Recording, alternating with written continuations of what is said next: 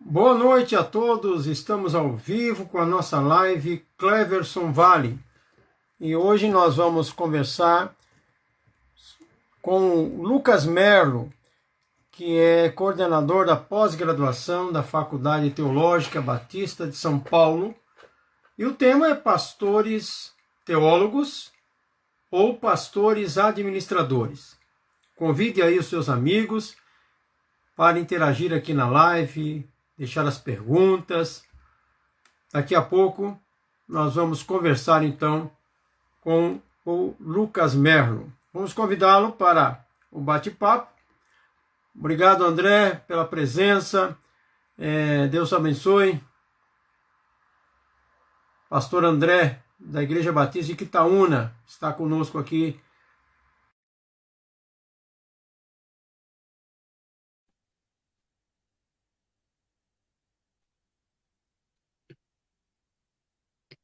Sr. Cleverson. Boa noite, Lucas. Boa noite.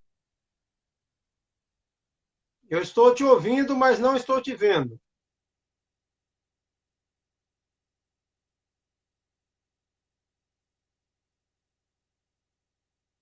Você me escuta e me vê?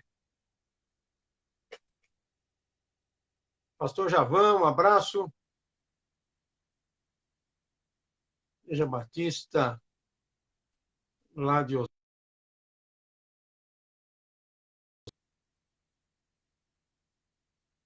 Vamos chamar novamente? Acho que deu um probleminha lá. Vou convidar novamente.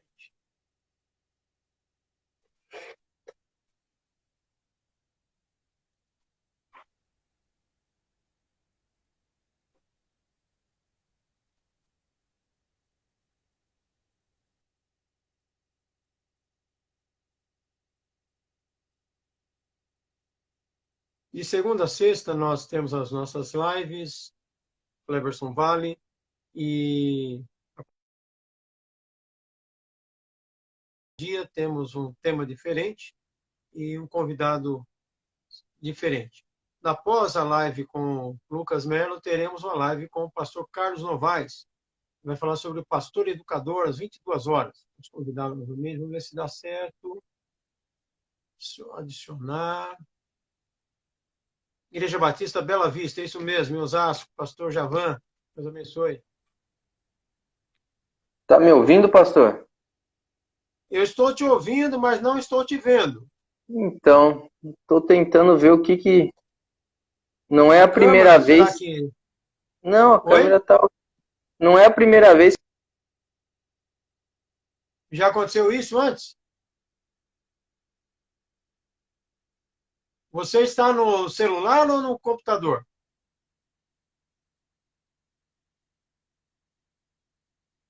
Lucas?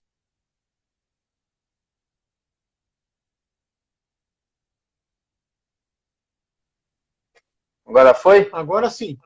Agora sim. Ah, Boa eu acho que era a noite. rede. Boa noite, Era pastor. rede? Era a Tudo rede. bem contigo? Bem, graças a Deus. E com o irmão? Graças a Deus, tudo bem. Prazer falar contigo. E obrigado por atender ao nosso convite, para disponibilizar um pouco do seu tempo aí, falar sobre esse tema, pastores teólogos, pastores administradores, e que Deus abençoe sua vida, sua família. Um abração lá no papai, um amigão nosso, e pastor Paulo Di Biase, é isso? Tá, Isso. que cidade? É Porto Feliz, não? Porto Feliz? Porto Feliz. Porto Feliz, interior de São Porto Paulo. Feliz, continua lá ainda, né? Continua. Muito bem. Lucas, a nossa live é gravada e então, além das pessoas que estão conosco ao vivo, muitas pessoas terão acesso depois.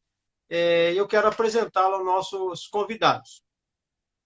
Lucas Merlo é bacharel em teologia, é mestre em teologia pela PUC São Paulo e doutorando em teologia pela PUC Paraná. E é o atual coordenador da pós-graduação na Teológica de São Paulo. Qual a área que o pastor coordena?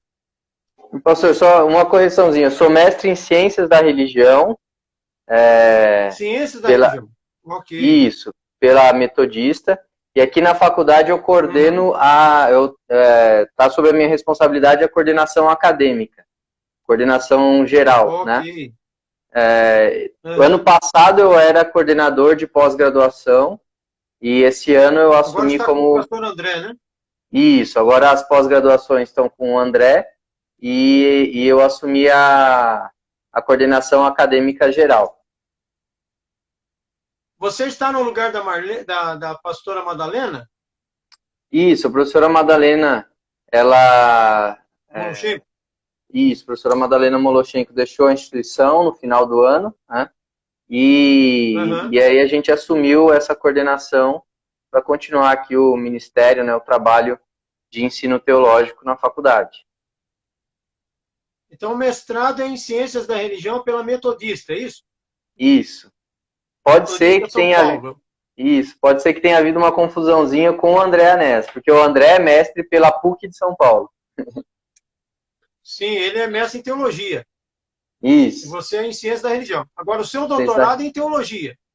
Isso está correto. Teologia pela PUC do Paraná. Ok. Muito bem.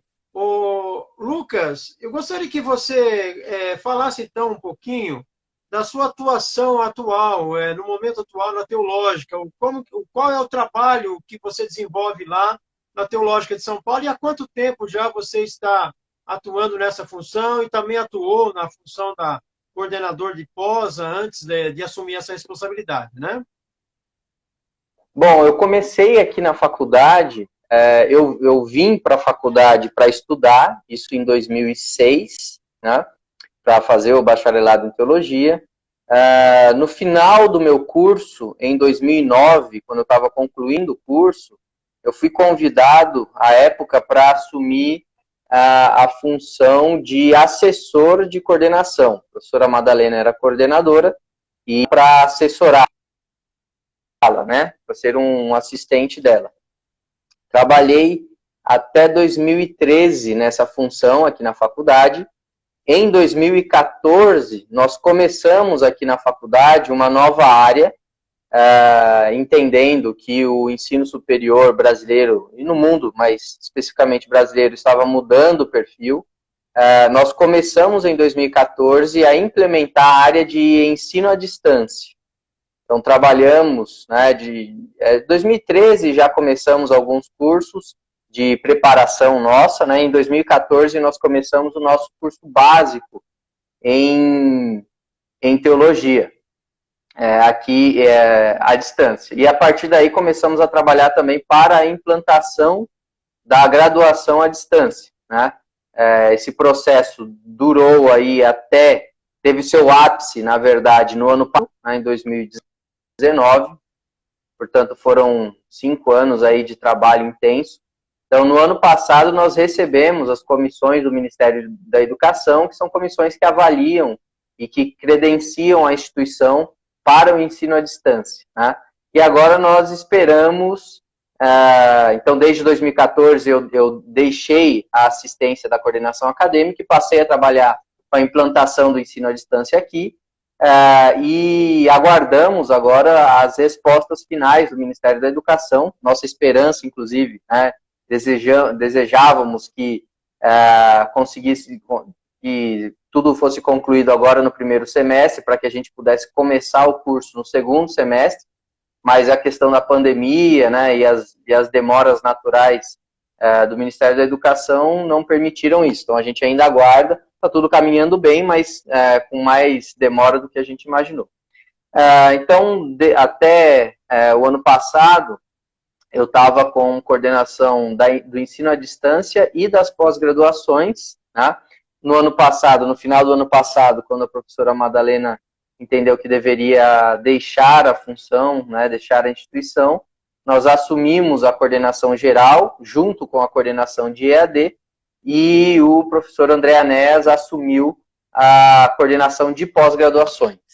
Então, foram anos aí do aprendizado, desde a base, né, quando eu trabalhava com a professora Madalena, aprendendo ali os processos mais simples, até agora, os processos mais profundos do ponto de vista da gestão acadêmica que é muito ampla e muito intensa, né? São muitos documentos, muitas áreas, para que é uma estrutura grande, uma estrutura legal, né? Uma estrutura de legalidade grande e intensa, mas tudo isso para que o coração da instituição, que é o curso de teologia, possa funcionar bem, né?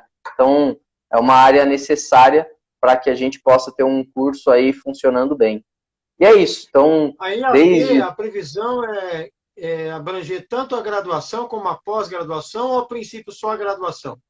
Não, no nosso projeto, nós desejamos, né, abranger as duas áreas, graduação e pós-graduações, né, não só uma, mas várias. A gente tem já, fora da Grande São Paulo, né, muitos interessados nos nossos cursos, a gente sempre recebe comunicações aqui perguntando se tem pós-EAD, então, sem dúvida, esse é um serviço que a Teológica quer prestar para os irmãos do país inteiro, né, de poder ofertar cursos de qualidade e de capacitação em diversas áreas. Existe a pós-graduação lato sensu e stricto sensu. Qual delas será? As duas? A curto prazo, por uma questão de simplicidade operacional, nós vamos começar com o lato sensu, né? Que seriam o que a gente chama de especializações, né? Porque o stricto sensu, que é o mestrado e o doutorado, ele está debaixo de uma outra instituição, que é a CAPES, né? Não o MEC, mas a CAPES.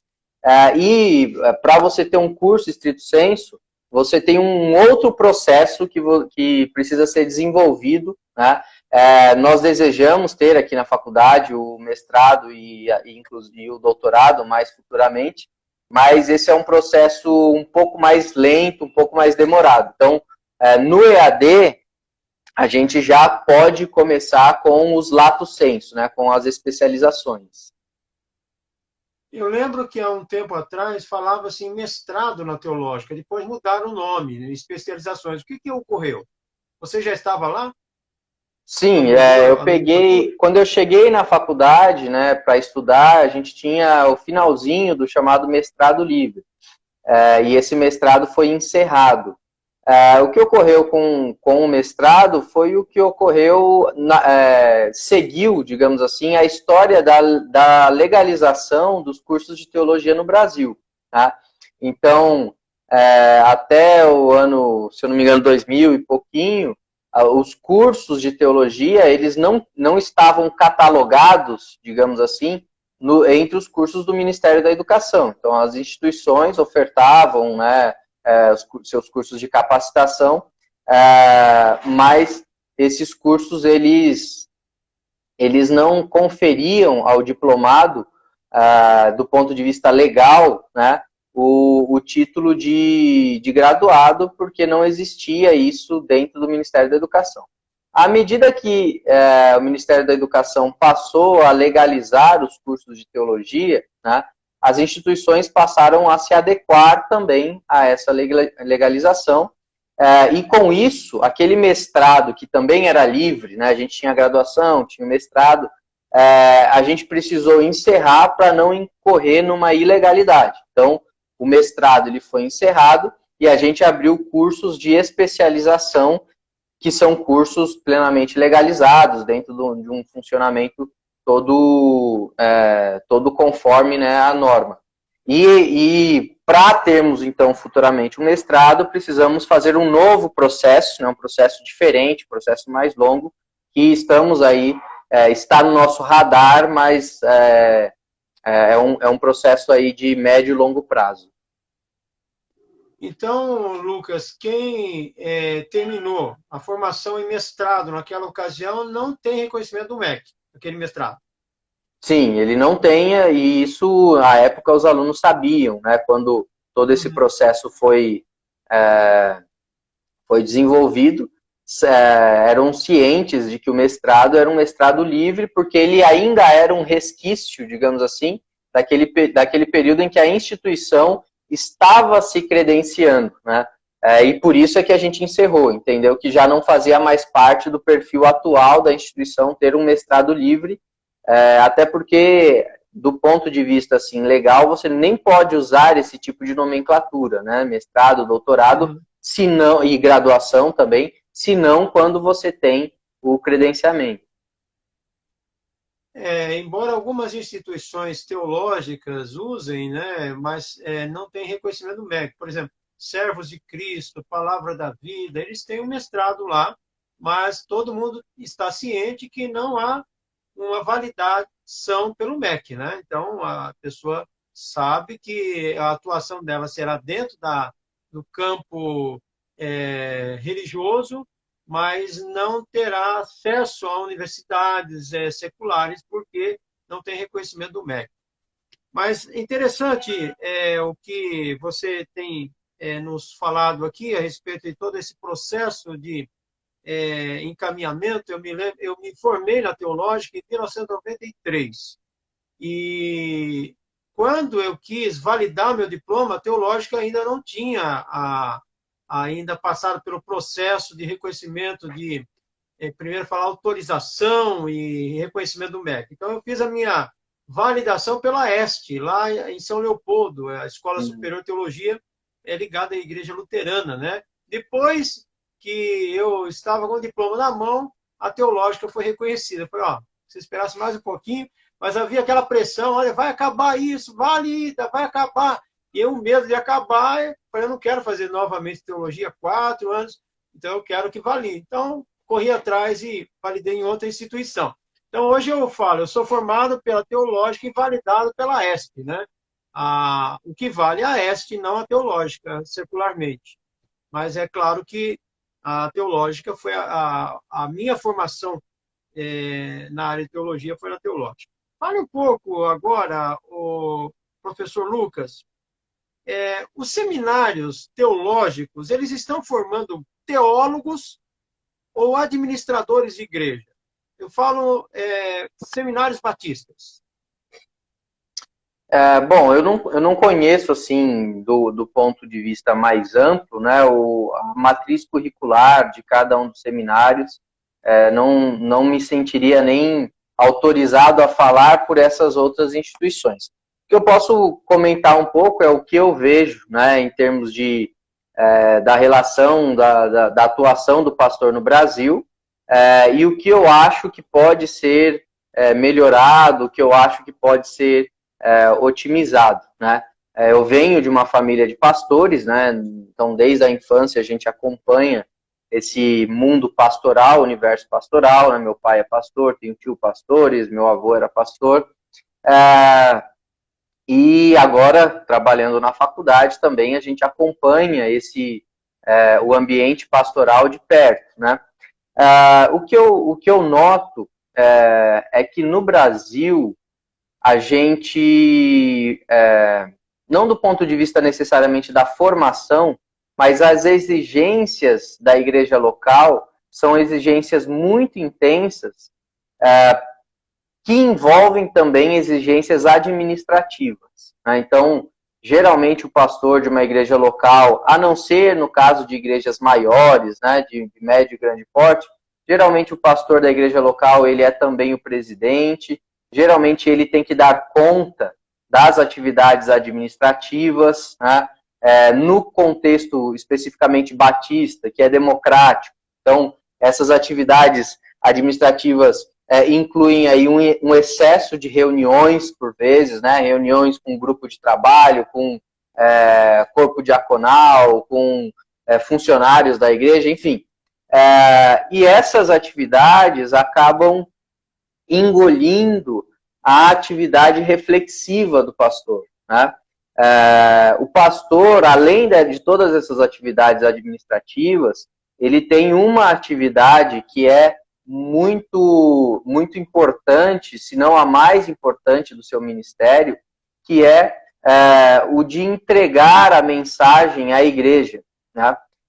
E o excesso de atividades administrativas do pastor acabam resultando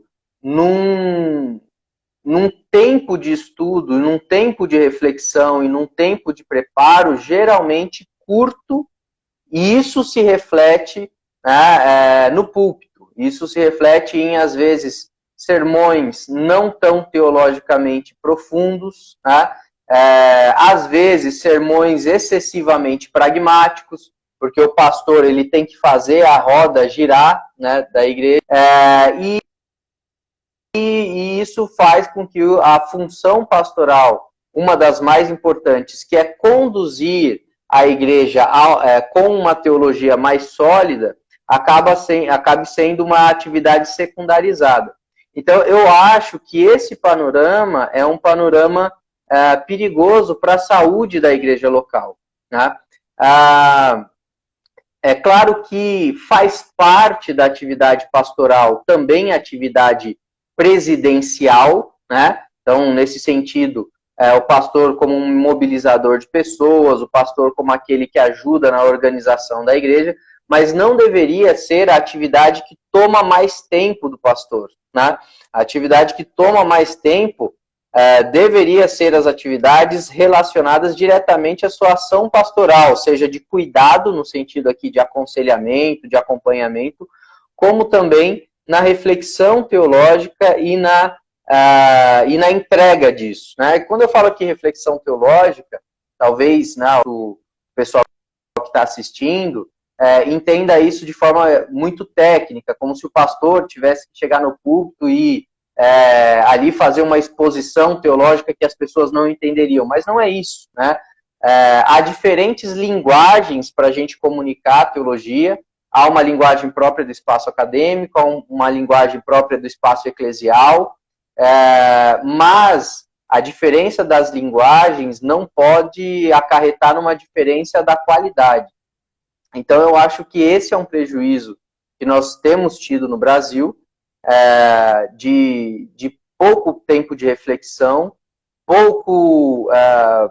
pouca, né, atividade intelectual do pastor, poucas leituras, né, e aqui, óbvio, eu falo assim de forma muito generalista, claro que tem exceções, mas geralmente o pastor acaba sendo afogado pela sua atividade mais administrativa, e esse é um perigo. E esse perigo ele se agrava quando, num contexto como o Brasil, a gente tem o surgimento de uma série, isso já há décadas, né, de uma série de pregadores midiáticos que vão alcançando esse espaço. Então, a voz do pregador midiático acaba sendo, se a gente pode dizer assim, concorrente com a voz do pastor da igreja local, né? As pessoas ouvem um pregador na TV, ou assistem um pregador no YouTube e também ouvem, né, o seu pastor. Então, a voz do pastor da igreja local, por conta da sua relação pessoal com as pessoas da igreja, ela deveria ser mais contundente, ela deveria ser mais importante para as pessoas da igreja local. Daí a importância do preparo do pastor, de uma reflexão sólida, né? Isso não significa necessariamente um sermão cansativo, né? Fica um sermão sólido, né? Um sermão que possa dar consistência à vida espiritual da sua igreja. Então, eu acho que esse é um pouco do nosso panorama, sendo aqui bastante generalista, né? O excesso de atividades administrativas que acarretam numa diminuição do tempo de reflexão, do tempo de preparo, né, do pastor, e que isso desdobra numa falta de saúde teológica na igreja local. Esse é o caminho, digamos assim, que eu observo um pouco na atividade pastoral aqui no país, aqui no Brasil. Você está dizendo, então, que o excesso de ativismo tem levado os pastores a abandonarem a área acadêmica, ao estudo, à preparação da palavra, e o ativismo tem consumido o tempo do pastor, é isso? Isso. Não sei se abandonar a atividade acadêmica, a gente poderia, assim, dizer em todos os sentidos, porque muitos pastores, e é natural até da atividade pastoral, né, muitos pastores se formam, fazem ali a sua graduação com o objetivo de ser pastor da igreja local e não necessariamente em continuar os seus estudos formais, né? Mas isso não implica que o pastor não deva continuar os seus estudos pessoais, as suas leituras, né, o aprofundamento teológico, a sua reflexão teológica. Então, nada contra o pastor que fez ali a sua formação teológica a nível de graduação, seja hoje num seminário reconhecido ou não reconhecido, né, numa faculdade teológica ou num seminário reconhecido, mas mesmo ele tendo essa formação básica, nada contra ele entender que ele vai se dedicar à igreja local, né? Acho que é uma questão muito pessoal isso. Ele não é obrigado a continuar o seu estudo formal.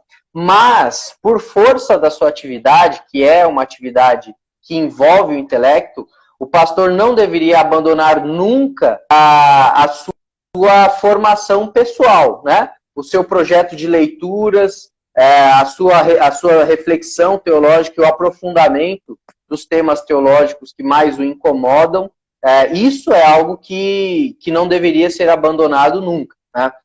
Então, o que eu vejo é isso, a gente acaba se envolvendo, e aí teria uma série de fatores envolvidos nisso, mas a gente acaba se envolvendo com as atividades administrativas, construção de prédio, cor da parede que vai pintar,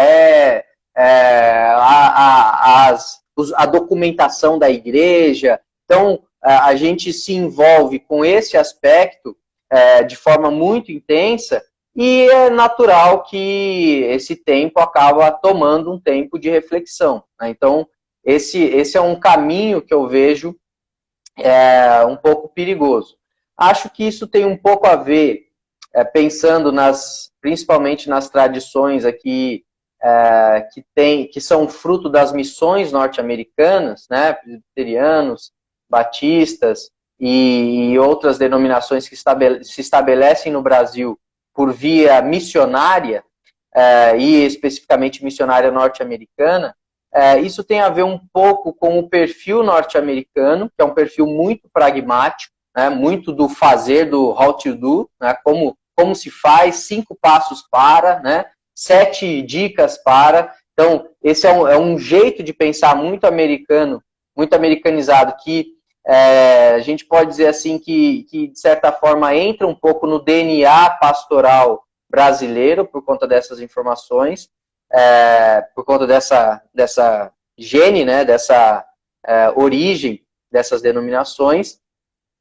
Penso que isso também tem relação um pouco com as exigências da própria igreja. Então, a igreja local também olha para o pastor como um homem que resolve tudo, né? Então, essas influências, elas são um pouco perigosas, porque colocam sobre o pastor esse peso, né, de resolver tudo, né? Então, você tem que resolver, você é um gestor da igreja, né? O próprio pastor, por conta da sua formação, da cultura denominacional, também se cobra disso. Então, eu tenho que ser um bom gestor da igreja local, e isso faz com que aquelas atividades reflexivas sejam secundarizadas. Então, acho que não é assim um fenômeno que acontece do nada. Eu acho que tem as suas razões, né? E até por isso é que a gente precisa ficar alerta, até por isso que a gente precisa entender esses processos para conseguir mediar isso. Eu acho muito difícil numa igreja de pequeno, médio porte, é muito difícil que um pastor não se envolva com as atividades administrativas, né? Mas o pastor precisa saber mediar isso para que o envolvimento excessivo com essas atividades não prejudique a sua atividade reflexiva, né? E não o conduza a uma estafa, né? Esse é um fenômeno também muito comum entre os pastores, a sobrecarga de trabalho que acaba conduzindo a um cansaço excessivo, né?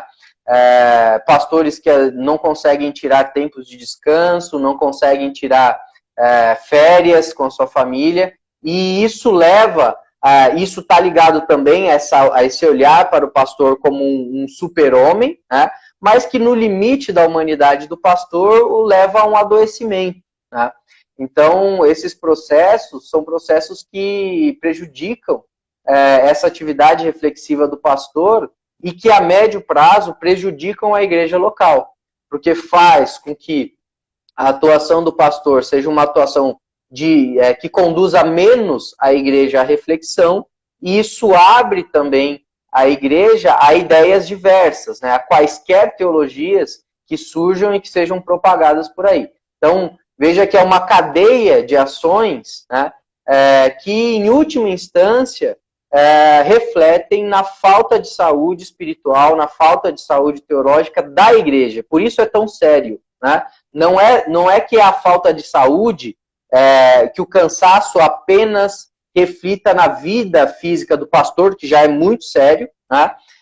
Mas que isso depois ecoa na própria igreja. E isso é ainda mais sério, porque a gente está falando, né, do corpo de Cristo, a gente está falando de um conjunto de pessoas, às vezes espiritualmente imaturas, teologicamente imaturas, e que acabam desenvolvendo a sua fé de forma muito superficial.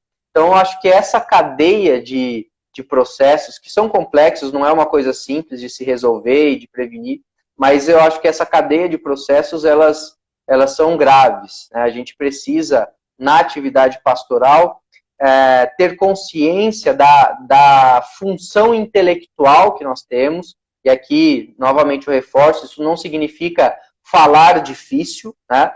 Mas significa o pastor ter essa função de refletir, de depurar e de comunicar uma boa teologia à sua igreja.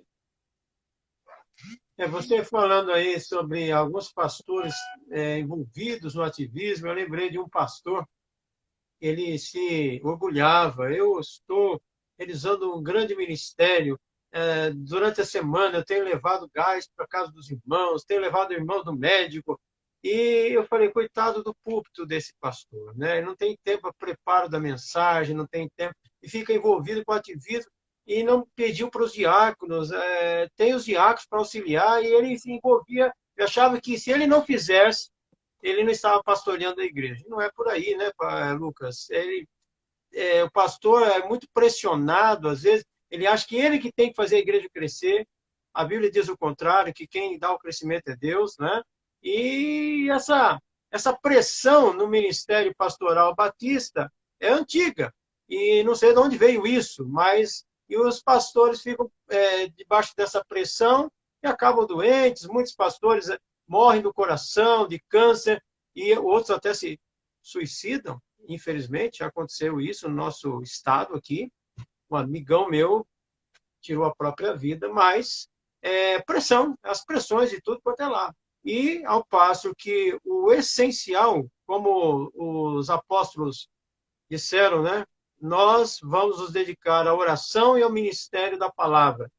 Ele nomeou lá 7 homens de boa reputação, cheios de Espírito Santo, cheios de sabedoria, para cuidar das coisas do dia a dia, das viúvas. E eles iam cuidar da oração, do ministério da palavra, e pastores precisam cuidar, e muito bem, dessa área aí. Pastor, é possível ser pastor? Isso aqui eu gostaria de fazer aí uma brincadeira. É possível ser pastor e teólogo ao mesmo tempo? Eu acredito que não seja apenas possível, mas necessário, né? Infelizmente, essas duas atuações, ao longo da história da igreja, elas foram se descolando, né? Então, a gente foi separando aquilo que é uma reflexão intelectual, pensamento, né? Daquela que seria atividade relacionada à vida cotidiana do povo de Deus, a vida cotidiana das igrejas. Então, isso foi ocorrendo ao longo da história da igreja, né? Acredito que o ápice disso tenha sido um pouco da escolástica medieval, né? Um pouquinho antes da reforma, em que você tinha ali a formação de uma cultura doutoral, né? Então, aqueles homens que se dedicavam à discussão e à reflexão teológica, enquanto outros que se dedicavam à igreja. Isso grosso modo falando, né? Mas quando a gente retorna para o início da tradição cristã, né, para os primeiros séculos da tradição cristã, e para o próprio contexto neotestamentário, quando a gente olha para figuras como, por exemplo, o apóstolo Paulo, né, era um pastor de igrejas, né, um plantador de igrejas, um missionário e também um teólogo, né? A gente olha para as cartas de Paulo, para citar apenas algum exemplo, e a gente vê Paulo refletindo sobre Jesus Cristo, perdão, sobre a revelação de Jesus Cristo e refletindo a partir daquilo que ele já conhecia, que era a sua tradição judaica, né? Então, Paulo reflete com categorias do pensamento judaico, Paulo reflete com ideias vindas do judaísmo. Por quê? Porque ele também está desenvolvendo essa atividade intelectual para entregar para as igrejas que ele pastoreava, mesmo de longe, né, para entregar uma mensagem teologicamente sólida. Quando a gente avança um pouco nos primeiros séculos da história da igreja, especificamente na história dos primeiros concílios, né, onde, quando, melhor, as categorias principais da fé cristã foram sendo discutidas e definidas, né, então, trindade, a dupla humanidade de Cristo, a função e a pessoalidade do Espírito Santo, né, todos esses elementos tão centrais para a nossa fé, os homens que discutiram isso eram pastores, né? Os polemistas também dos primeiros séculos, aqueles que defenderam a fé diante de ataques intelectuais, vinda de filósofos, enfim, eram também pastores. Então, nesse começo da história da igreja, nós temos vários exemplos, também depois na Reforma, né, com Lutero, Calvino, Zwinglio, Melanchthon, enfim, eram pastores, eram pessoas que tinham um vínculo com a igreja local e que não se contentavam em entregar para a igreja local uma mensagem que não fosse teologicamente sólida, né? Ao longo aí do finalzinho da Idade Média, né, com a escolástica, e depois na Idade Moderna, essas duas funções foram se descolando. Aí, assim, o teólogo é aquele que fica no seu escritório lendo e escrevendo difícil, e o pastor é aquele que vai atender às demandas do povo. Mas isso é ruim, né? Isso não é bom. É claro que a atividade pastoral depende muito de contexto para contexto. Às vezes o pastor é a pessoa ali que tem a maior chance de ajudar alguém de forma mais prática. A gente sabe que o país, né, no nosso contexto, o país tem regiões extremamente pobres e que muitas vezes exige essa outra atuação mais intensa do pastor, né? Mas essa ruptura entre o pastor que faz e o pastor que pensa é muito ruim, né? É muito estranho que a gente precise pensar em falar em pastor teólogo e teólogo pastor, porque deveria ser natural nós pensarmos no pastoreio também como uma atividade intelectual, também como uma atividade reflexiva, tá? Então, creio que não apenas é possível, né, nós termos essas duas atividades conjugadas, como é necessária que nós reconciliemos a atividade pastoral da atividade teológica. Anos atrás, não era exigido curso teológico. Pastores eram ordenados ao ministério, não sei se você tem essa informação, sem curso teológico. E depois, a Ordem dos Pastores Batistas do Brasil regularizou isso. Olha, recomenda-se a formação teológica. E aí sim, hoje nós não ordenamos nenhum candidato sem o curso teológico. E dentro da nossa linha batista, seminários que se enquadram dentro da visão nossa como igreja batista. Mas eu conheci pastores que não fizeram curso teológico. Eram excelentes evangelistas, mas não tinham profundidade teológica. E tem uma pergunta aqui, Lucas: até onde deve ir a praxe pastoral, além púlpito? A partir de que ponto entregar gás, como o pastor mencionou, se torna muito pró-pastor? Bom, sim, sim. Eu acho que assim, voltando aqui ao olhar para o Brasil, né? O Brasil é um país com diferenças sociais muito grandes, com diferenças regionais muito grandes. E é verdade que muitas vezes, em algumas regiões, né, a atividade do pastor ela vai exigir dele atividades muito práticas, de entregar gás, entregar cesta básica, né? Então, não acho que isso seja algo que deva estar além da atividade pastoral. Eu acho que o pastor ele pode sim olhar para essas demandas, né? O que o pastor não deveria fazer havendo a possibilidade de outras pessoas se agregarem a esse atendimento, né? E aqui desempenhando, portanto, uma função propriamente diaconal, né? Havendo possibilidade de outras pessoas fazerem, o pastor não deveria deixar a sua função intelectual, que muitas vezes apenas ele pode fazer naquele contexto, e refletir, novamente reforçando, não intelectual no sentido de falar difícil, mas de pensar uma teologia que seja sólida e que alimente o corpo de Cristo, né? Então, o pastor não deveria deixar essa atividade em prol de uma outra atividade, se ele tem para quem delegar essas outras atividades, né? O que acontece muito no Brasil, e eu falo aqui no Brasil porque eu não conheço outras realidades, é que, por vezes, a própria igreja local olha para o pastor como alguém que está estudando e olha para essa atividade intelectual do pastor como se ele não estivesse fazendo nada. O pastor está lá no gabinete, o pastor está lá no escritório. E isso parece que porque ele não está suando, porque ele não está carregando tijolo, parece que ele não está fazendo nada. Mas, na verdade, ele está ali cuidando daquilo que é a sua responsabilidade mais profunda, que é cuidar da saúde espiritual da sua igreja, né?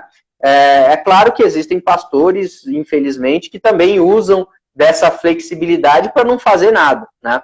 Mas, pensando aqui em figuras sérias, né, esse período de reflexão é importante e, por vezes, a própria igreja olha para o pastor como aquele que deveria estar em todas as atividades, que deveria estar em todos os cultos, que deveria estar em todas as reuniões, em todas as ações sociais. E isso é uma carga que faz parte de um certo processo educativo do pastor, fazer a igreja compreender que ele também tem uma responsabilidade reflexiva.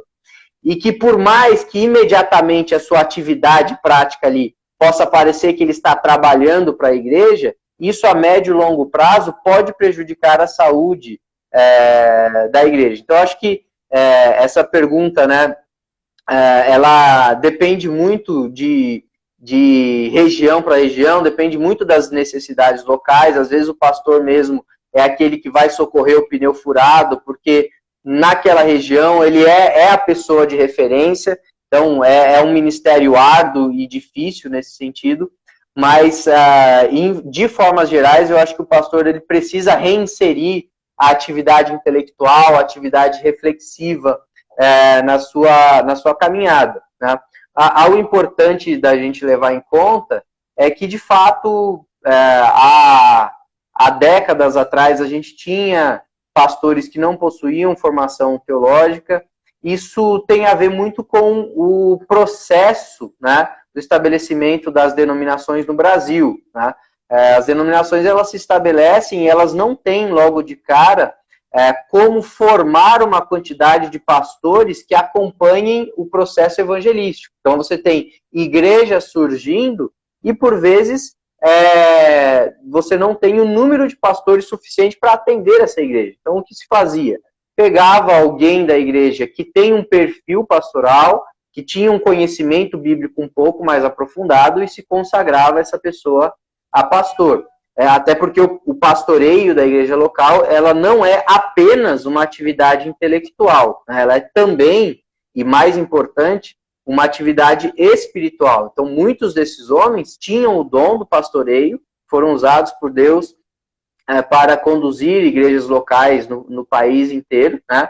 Mas chega num momento, né, num quadro aqui no país em que há condição de todo pastor ter uma formação teológica mais sólida. Então, quando esse momento se estabelece, eu acredito que é necessário e importante que os pastores busquem a formação, né? Acho que isso conduz a mais saúde na igreja local. E agora mais chance tem, né? Através da EAD. Não há mais, não terá mais desculpa, né? No próprio ambiente da casa, ele pode ter uma formação, uma graduação, uma pós-graduação, e a teológica vem com esta novidade a partir de 2021, se Deus quiser. Não é isso, Lucas? Sim, estamos ansiosos, né, para termos aí a resposta do Ministério da Educação, para que nossa esperança, inclusive, é que saísse para o segundo semestre, não foi possível, mas a nossa esperança agora é que para 2021 esses processos se concretizem e a gente possa atender, né, o país inteiro e também outros países de fala portuguesa, né, com os nossos cursos, para trabalhar e consolidar a formação teológica, né, no país. Lucas, eu quero agradecer muito o seu tempo aqui. O tempo voa, o tempo é rápido. Tinha muitas outras perguntas aqui a respeito do teólogo e do administrador, mas fica para uma outra live. E muito obrigado pelo seu tempo. Eu gostaria que você encerrasse com uma palavra de oração e agradeço a todos. E daqui a pouquinho tem mais uma live, 22 horas, com o pastor Carlos César Peff Novaes, lá da Igreja Batista Barão do Taquara. Ele que é professor de História da Igreja no Seminário do Sul, vai falar sobre o pastor educador. Então, falamos agora o pastor teólogo e agora o pastor educador, o pastor que atua na área da educação, que também o pastor teólogo não deixa de ser um educador também, né, Lucas? Sem dúvida. O Lucas exerce o papel de um educador ali no seminário, formando pessoas, formando teólogos. Um abraço a todos que entraram, o pastor Sandro Gomes, ali da Igreja Batista Itaquera, quadro 1. A pergunta que eu fiz era do Azaf Andrade. Obrigado pela pergunta lá, Azaf. Deus abençoe. Também entrou aqui, tem várias pessoas aqui conosco, pastor Javan, já falei, e que Deus abençoe a todos.